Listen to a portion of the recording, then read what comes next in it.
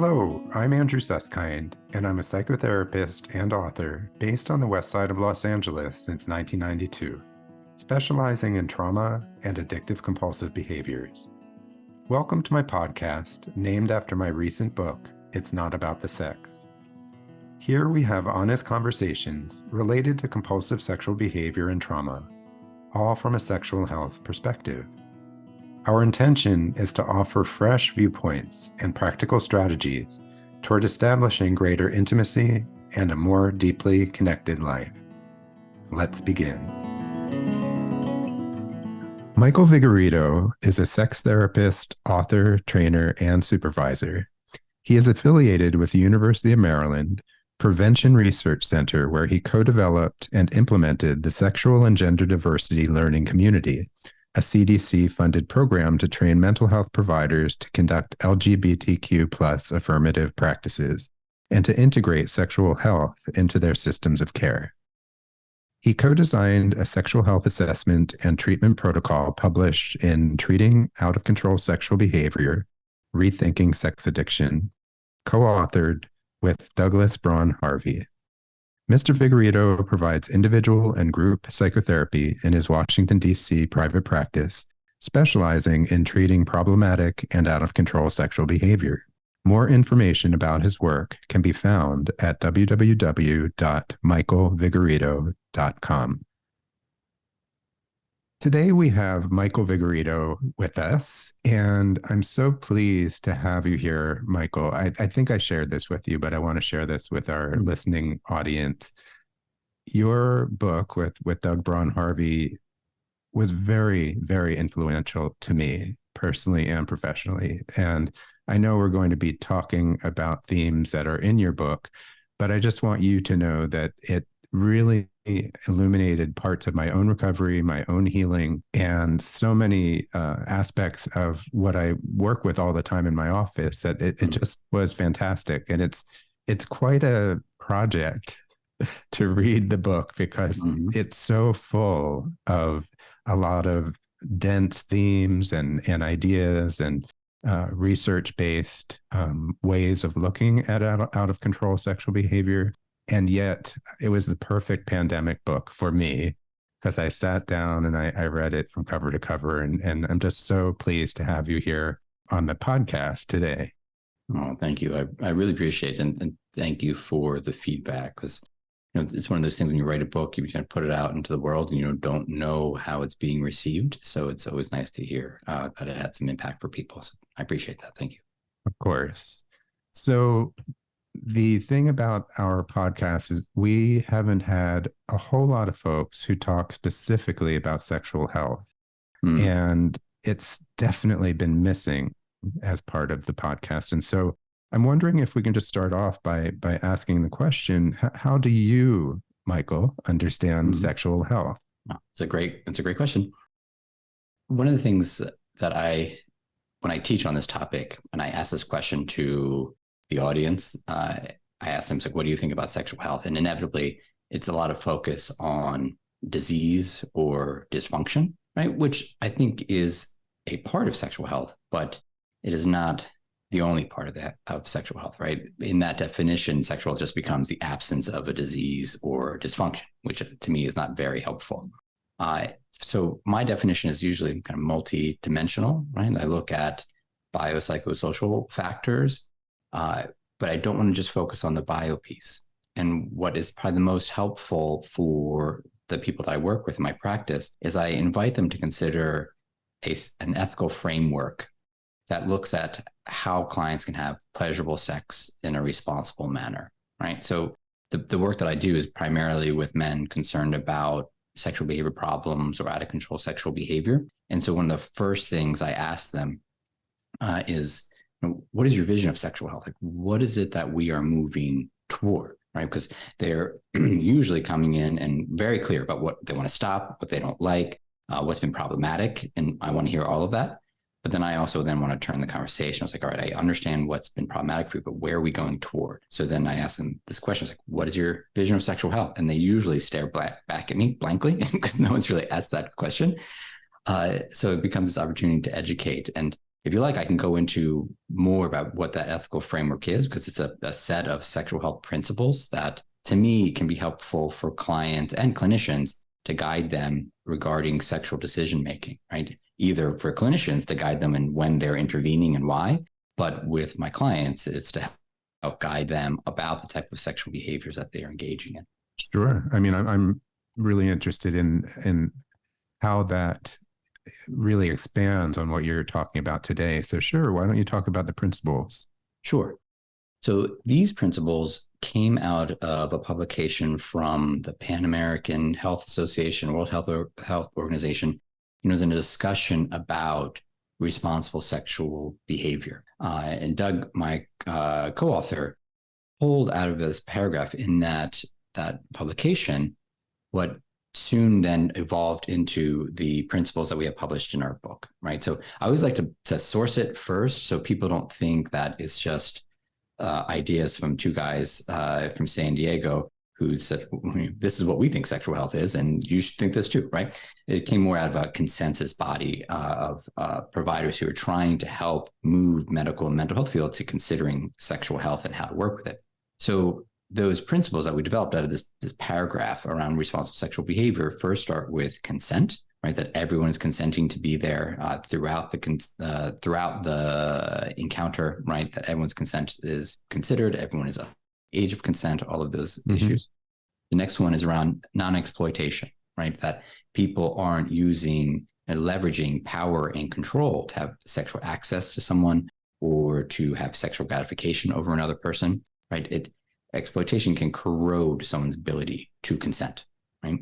The next one, the one I mentioned earlier, right, is protected against unintended pregnancies or sexually transmitted diseases, HIV, right? It's not the only piece of sexual health, but it's still an important piece, right?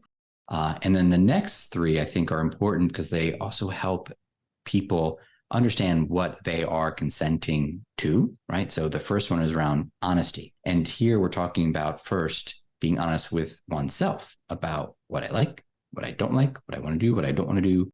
And then they can hopefully be open and honest with other people about what they like and they don't like, right? So it informs what they're consenting to do. The next one is around shared values. So if you think about sex as a behavior, behaviors have different meanings depending on who's doing the touching and where and the context in which it's happening in, right? So oftentimes they say, it's like, if my elbow touches your shoulder, that means something completely different than my hand touches your butt, right?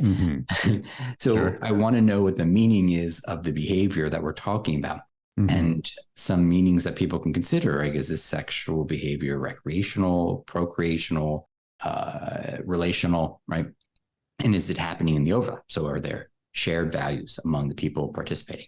And then lastly is mutual pleasure, that my pleasure is considered, your pleasure is considered, everyone's pleasure in this room who's having sex is being considered. And it's one of the few definitions or constructs around health that include this concept of pleasure, right? That I think is vital when we're having sexual health conversations with our clients, that we have to include this piece, because we don't, we're missing the primary reason why people are having sex and how people are trying to get their needs met or have a way that, a sexual expression that is satisfying and pleasurable for them. So we have to talk about pleasure. It's so interesting because, as you know, I've been in the 12-step rooms a long time, and pleasure, even the word pleasure, doesn't get much airtime. And I love what you said before about pleasure, something pleasurable and responsible. Those words stood out for me. And I just wanted to highlight that that's really what all of us want, right? I mean, as human beings. And I heard a woman who was a pleasure researcher talk about this and talk about how in some places it's taboo to even be exploring what pleasure really means in all its dimensions. So I just think it's fantastic what you're sharing about the principles, because it really speaks to what often doesn't get talked about in honest conversations. Oh, I appreciate that. And I agree. I think the conversation around pleasure, particularly among providers, for instance, is not something that they're prepared to have. And I like that concept of that. It's not just the sexual piece that can be taboo. We struggle with just talking about pleasure in general. So I imagine much of the motivations in the rooms that you were talking about, there were times where people were motivated to use drugs or to drink because it felt good, right? And that is a motivating factor that without having the conversation, I don't know how we can have, effective treatment plans, or if people can analyze and evaluate their behavior to understand what was driving them. Like, we don't have words and welcome the concepts around pleasure. So along those lines, can you expand on this idea of why sexual health conversations are so important? Absolutely. So one of the other pieces of my job, besides being a psychotherapist, is that I train providers in integrating sexual health into behavioral health systems, right? To make certain that sexual health is routinely addressed and screened for, that it is treated like a health domain on par with other health domains like physical health, mental health, spiritual health. We want to have an area around sexual health. And it's not, I think, an area that our profession historically has treated on par as some of those other dimensions.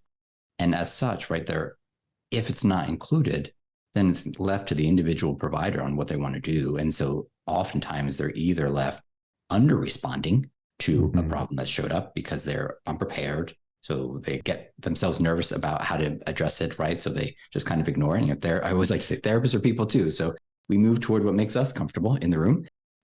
Or they might over respond, right? And they might attempt to restrict someone's sexual expression because it either feels too risky or it makes the provider uncomfortable. So they kind of move to shut it down. So I talk about sexual health conversations as being important for folks to be prepared to have, because I want clients to ultimately feel comfortable in initiating conversations about sex with their providers. I want them to be able to have this space with their therapist to prepare and expand their skills to work out whatever discomfort that they have, so they can then have conversations with their sexual partners in a way that feels open and honest and aligned with what it is that they want sexually and aligned with their values. That's the kind of the ultimate goal, why I think it's important to have these sexual conversations. But I also like to talk about, like, what then for the provider, what do I mean by a sexual health conversation? So in my trainings, I break it down into 3 different areas. Like, sexual health conversations are ones that honor client sexual autonomy. 2, educates or informs about risk. And then lastly, centers these conversations around client satisfaction and pleasure. All of our clients come into these rooms, into our session rooms, I should say, with sexual rights. I mean, one of them being around sexual autonomy, body autonomy, the ability to consent. We want to be able to honor that they are sexual creatures. They are trying to get their needs met. And we want to make certain that there's space in our therapy to be able to talk about that and kind of respect that this is a right that they have and they can use us as resources. And then 2, to want to educate or inform about risk, because in these conversations, we might notice some knowledge gaps that we can come in to help them learn about particular ways of expressing themselves to either reduce risk or to really promote satisfaction. But knowing that people aren't necessarily motivated to have sex to reduce risk, right? So I think therapists are most comfortable in that part of the conversation. So they're just here about educating risk, and they think, well, if they have this knowledge piece, then obviously they're going to make good decisions in the world and they will prevent risk. And we know that's not the case. But it's still, information is still important, but it shouldn't be the only thing that they talk about, or we shouldn't infuse too much power in that part of the conversation. I think more of the power is around understanding pleasure and what is going to bring satisfaction to our clients. So can we help them achieve satisfaction in the way that they're trying to have sex? So we don't have to go in this direction, but when you were talking, what struck me is what a cultural paradigm shift you're presenting. That we all know that we, in this country anyway, come from a puritanical background. And the fumes of that are quite strong, especially in certain regions of our country.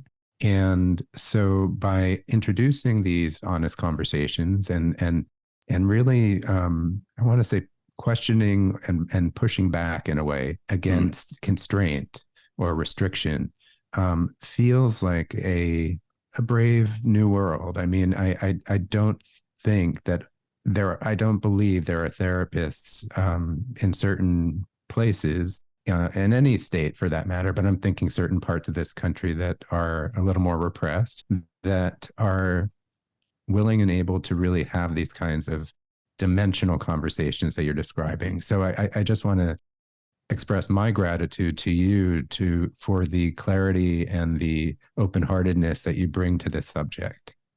Thank you. I appreciate that. Where my mind was going when you were talking about that is going back to the sexual health principles. One of the tensions that we try to address in the book, right, is this idea that people have the right to be free to act. They also have the right to be free from restriction or oppression and discrimination, right? We're talking about autonomy and rights. We're talking about freedom from, freedom to. So the principles are trying to contain this tension. We want people to feel free to express themselves sexually, but it's not boundaryless. We don't want people to be free to express them sexually in a manner that restricts somebody else's rights to sexual expression, or my right to sexual pleasure doesn't trump someone else's right to body autonomy. We are trying to find a way to capture that tension that, yes, we want people to consider their sexual pleasure and to express themselves, but knowing that it's not a boundaryless space. So what are some of the ethics of sexual expression that we want people to consider, so that we understand what their motivations are, but we also take into consideration the rights and motivations of the people that they are having sex with. So when I was hearing your conversation around the puritanical fumes, was the concern about the freedom from, right? The freedom from discrimination, freedom from oppression. Like, for instance, like people who might have an unconventional sexual interest, or people who are sexual minorities, and they have restrictions from culture, from their faith communities, that they should not be the way they are. They should not express themselves in the way that they would want to. And I think it's important that we can push back so people have the space to be able to express themselves sexually. But we also get criticized from the other side, that the sexual experience can be too boundaryless, that we're just focusing too much on pleasure. And I was like, well, both are true. Like there's a tension here, because as I mentioned before, like this is not boundaryless. So if we know that there are boundaries, what should they be? What do we want to consider? What are the ethics that we want our clients to wrestle with in therapy, so they can both consider what is pleasurable for them, as well as the needs, motivations, and desires of their partners, right? So this is what we have offered and invite our clients to consider. Sure. So I want to remind our listeners that the name of the book that Michael Vigorito and Douglas Braun Harvey wrote is called Treating Out of Control Sexual Behavior, Rethinking Sex Addiction. Out of control sexual behavior is a term that I would love to hear more about from you, from the author of the book. What does it mean exactly? Great. No, that's a great question. So it is not meant to be a diagnostic phrase. How we are using it in the book, and I can give you the definition that we use specifically. We talk about how out of control sexual behavior is when someone's consensual sexual urges, thoughts, and behaviors feel out of control. First off, in the book, we're primarily just talking about people engaged in consensual sexual problems. Folks who are engaged in non-consensual sex, there is treatment for them, but this is not the book that is meant to support providers in that work. We're just looking at folks who are engaged in consensual sexual problems, like concerns regarding repeated infidelity, or concerns regarding masturbation to sexual entertainment, as long as the sexual entertainment is consensually based. When I started that description, I told you, like, this is not meant to be a diagnostic phrase, right? It's like if you think about major depressive disorder or bipolar disorder, they have a set of criteria that if a person meets, they are then diagnosed with this treatment, diagnosed with this disorder, and then treatment follows suit based on what is evidence-based for depression or bipolar. This is meant to capture this tension that there is no officially recognized diagnosis for sexual dysregulation currently in the US. And we wanted to create a phrase that highlights a person's subjective experience without inserting a diagnostic label or an etiology that might not be true, right? So if you think about just even the term like sexual compulsivity, right, that uses a diagnostic sounding term like compulsivity that as clinicians we know has a particular definition. Like a compulsion is a behavior to regulate an obsessive thoughts or manage someone's anxiety, right? So it immediately puts it in the anxiety family. A person's experience of being out of control might be related to their anxiety. We don't know yet. So I want people to come in to talk about what's going on, and I want to preserve our curiosity about all the factors that can contribute to why someone feels out of control. So it's meant to be this placeholder to allow ourselves to be curious about all the ways in which someone could feel out of control. So curiosity, and I'm also hearing non-judgment, and really offering plenty of space for exploration without jumping to any categorical or diagnostic kind of conclusions. Yeah, like, or just without like a singular overriding definition of what we think is happening, right? And the phrase out of control sexual behavior, that also didn't come from us. That came from a research article published by John Bancroft, where, and a colleague of his, Vikatanovic, they published a small study that was just trying to contribute to the kind of diagnostic debate around sex addiction and sexual lascivity, see if they can find a set of criteria that could capture what's happening. And they published this study. It was a small research, small sample size. And in that, their discussion, they're like, since we don't have a diagnosis here and people are coming in for this issue, what do we call it? Right. And so they recommended just maybe more of a descriptive phrase, out of control sexual behavior, as a way to language it without making some assumptions on the front end. And then Doug and I took that. We're like, that's great. I think we can use that.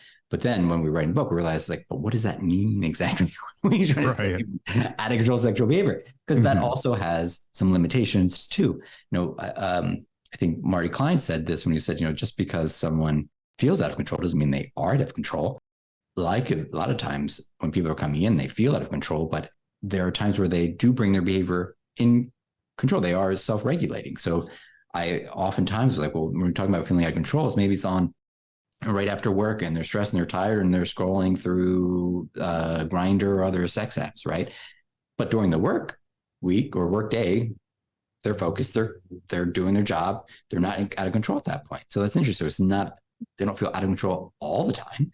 But at these particular moments. And already you can start to see we're getting curious about the choices that they're making and the functions of this behavior. And that's what I hope the phrase will do, just kind of preserve this space of curiosity so the client and the therapist can get a better sense of what's happening for them.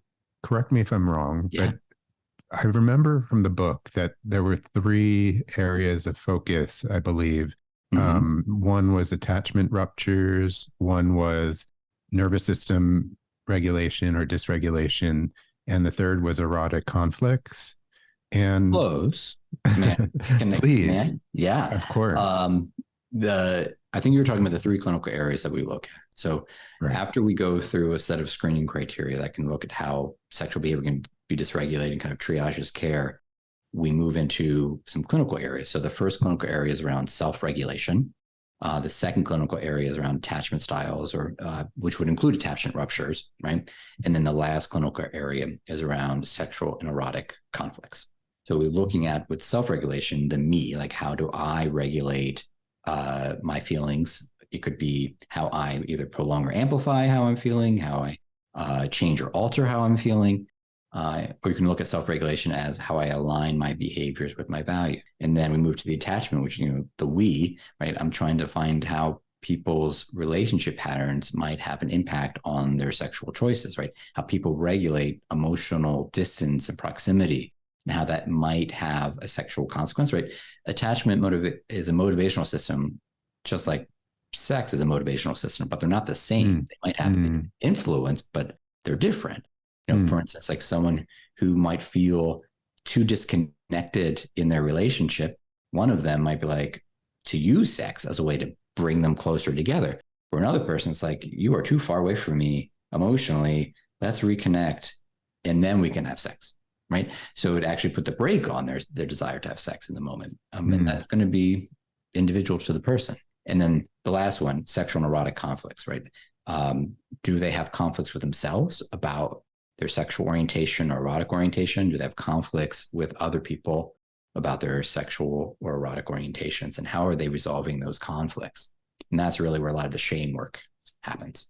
All three of those are so important, and I think help outline for both clinicians and for clients what your model, I think how valuable your model is truly.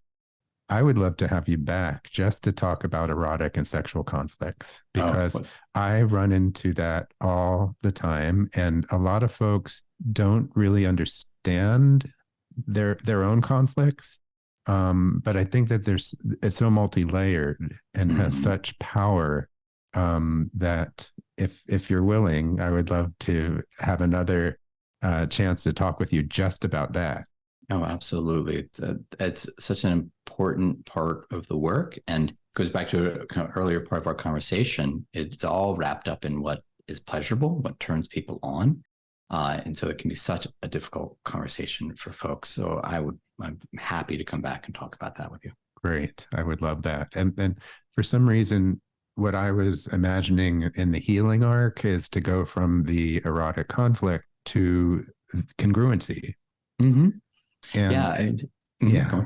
No, and how, in a way, isn't that a core part of the healing process when we're talking about anyone who's identifying with out of control sexual behavior? Yeah, I think Dan Siegel's work talks about a nice definition of health as health is about integration. And when we're talking about conflicts surrounding one's sexual or erotic orientations, that's a moment of disintegration, right? Particularly when we have shame around a part of ourselves, right? All of our shame defenses are not being seen. It creates splits between our self-concept and these other aspects of our personality or our being. And what I tell my clients is that I want to help them avoid having an adversarial relationship with a part of themselves, particularly a part of their sexuality and their eroticism, because that is a losing battle, and it's antithetical to health, right? If health is about integration, having a conflict about one's orientation is that adversarial relationship that I'm trying to help them avoid. So along those lines, Michael, the idea of motivation is so challenging for especially for clients when they first come in. They oftentimes will say, I just don't know what's happened to my motivation, or I've never really been motivated. And I'm wondering if you could address that in terms of what tends to motivate people for change. Yeah, and this part of the book was heavily informed by motivational interviewing and the readiness to change model, right? And I think they had a really elegant description of why people change. And I think it was around the cost of the status quo is greater than the cost of change. And that when one's actions no longer lead to desired result, they develop an internal conflict about what's going on. You can talk about it as cognitive dissonance. You can talk about it as self-discrepancy or internal conflict. And is that internal conflict, to me, is the spark of motivation for change. So I am constantly listening for the motivations that are competing with their desire for change, or what was the initial conflict that brought them to me. And so because I take such a motivational perspective, like I want them to bring that piece in so we can start developing whatever that self-discrepancy is. And I want to make sure I'm matching them, right? Because if I'm coming in from more what they call like more action-oriented interventions, it's like they've identified this problem, it's like, great, they're ready to make these changes, and here's a treatment plan, and we're going to organize your life, and da-da-da-da. But they're still ambivalent around it. They still are working through that conflict because that cost hasn't shifted just yet, or they haven't trusted that the reward of the behavior is no longer there. And so it's just going to take some time. And that's one of the frustrating pieces of our job, right? Sometimes we have to sit in their ambivalence and really hold it, and it takes time. what I want to go back to is the idea that the conflict inside of a client is actually the catalyst for change, Yes. and that you're in your attunement and your empathy in the room, you're really like a private investigator. You're wondering, where's that conflict? What is that conflict? How can we illuminate that conflict so that it can be something that can actually help them move forward? Agreed. And Great. one of the first things I'm asking them in the beginning, right, when I talk about what their vision of sexual health is, it's related to this concept. Like the first screening criteria in the book is client motivation, right? And I'm trying to find their internal motivation, because oftentimes they come with some external motivators, right? That I might lose my job, I might lose my wife, I want to be part of my kids, which is connected to some internal pieces, right? But I really want to find out where their internal motivation is, right? What are their drivers? What is competing with those drivers? Because that to me is what's going to sustain change when I know it's coming from them. Mm-hmm. So along those lines, which motivations do you find most effective for long-term growth?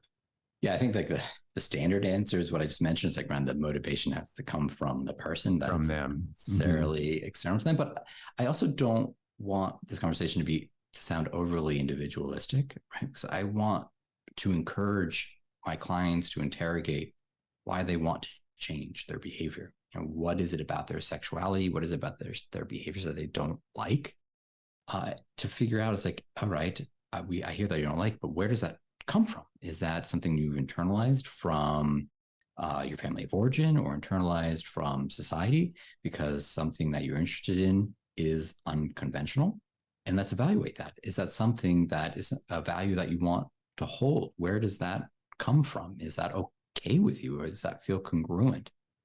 Where some of the problems can occur is where some of the incentives lie, right? Because some of this work around accepting oneself could really put relationships at risk, which are also motivating, right? So if I am accepting this part of me that is unconventional, that conflicts with who my spouse thought they married, or conflicts with the tenets of my religion, I mean, that is a very powerful motivation to not accept that part of oneself, or not to resolve that internal conflict. As you're talking, I tend to look at things through the lens of group therapy. And I was just wondering if you could comment, because I know you and Doug were very involved in groups for a long time together. If you could share a little bit about how that might come out in a group therapy context, the motivations, the conflicts, et cetera. Well, I'm constantly in group, trying to use group process to develop that internal conflict, or to examine the self discrepancy. And so I like to use here and now interventions. And so when I find kind of defenses that show up in the room, like for instance, our group, I work from a lot from what we call like the treatment frame, right? The agreements that people make in the room, agreements that they make to be in this group. And one of the commitments is around everyone develops a sexual health plan that has the commitments outlined of what they want to discontinue. And they also agree that they're going to tell the group the next time we meet if they've crossed one of those commitments, right? And so that creates this controlled tension, right? And when someone crosses their plan, for instance, but then doesn't disclose, it takes them like 3 sessions to disclose. I don't kick them out of group because they didn't follow the plan. I don't scold them for doing that, right? It's just a great moment to get curious about this contradiction between agreeing to this commitment, but waiting 3 sessions to honor it, right? So what was coming up for them? So what was the function of the dishonesty or withholding? And so then I get to see their motivation and their desire to be a member of this group, to improve their sexual health, but then they made this mistake. And now they're in this tension of like, well, the only solution I had to preserve the relationships in the room was to withhold, because I didn't want them to shame me. I didn't want them to condemn me. And then we get an opportunity to be like, all right, well, does that feel familiar to you? Right? Are these some of the same relationship solutions that you've been deploying in your marriage, that you just brought to us in the room, that you felt like the only choice to preserve this attachment was withhold this part of my sexual behavior.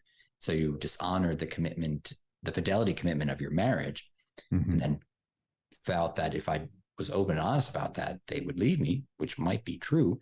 So they decided to withhold, to lie or obfuscate, right? So they just brought that same behavior into the room. So I use group process to see, one of the ways I use group process, right, is to see if they recreate some of those familiar emotional tensions. So then we can reflect on it, get curious about it, evaluate it, see if this is a relationship pattern that they want to keep, or if they want to stretch into new ways of relating. Right. New ways of relating, I think, is the key there. Wonderful. So thank you for sharing that example. We're almost out of time for today, but I'm wondering if there were one or two takeaways that you would like our listeners to remember about today's conversation. What would you like to throw out to them? Well, one, I think we talked about the sexual principles, right? So I can talk a little bit more about them because I think they're an important contribution where I'm trying to help folks consider an ethical framework that is not what we call act-centered, that this sex act is good, this sex act is bad, or this sex is healthy, this sex act is unhealthy. And it's definitely not a position I want therapists to be in. I want them to be the arbiters of what is good sex or what is healthy sex. I want them to facilitate a discussion where the clients with an ethical core or ethical framework can reflect on this and consider it and come to a decision based on those principles and their own values that they bring in, because those are definitely not the only values that are at play here. But I hopefully think they create a nice start for the conversation. So in that conversation, implied is that there's no simple answer here. So it would be nice to say, like, this type of sex act is always good, so this is all you should do. But it's not, right? Because it all changes based on context, based on who's involved, based on their values and what's pleasurable for this person. So hopefully I've encouraged folks to tolerate the ambiguity of some of these conversations so they can have open, honest sexual health conversations with either their therapist or their partners. Great. Well, I cannot say how refreshing and how illuminating your, both your research and how you and Doug have really brought such a breath of fresh air to the field, certainly to my life and my practice. And I just so appreciate you, Michael, and thank you so much for being here. And I am going to hit you up for another opportunity to talk further at some point about some of the kind of drill down on some of these issues that I think could use even more attention. Well, thank you. Well, this was a lot of fun for me, and I would be delighted to return. So thank you so much for this opportunity. Great. Appreciate it, Michael. Take good care. Thank you. Thank you for listening today. It was incredible sharing the time with my trusted colleague and friend, Michael Vigorito, and discussing this really meaningful topic. Michael can be reached through his website at michaelvigorito.com. If you're so inclined, please give us a 5-star rating and be sure to subscribe and share my podcast with those who may benefit. I look forward to you joining us the next time, and don't forget to stay connected.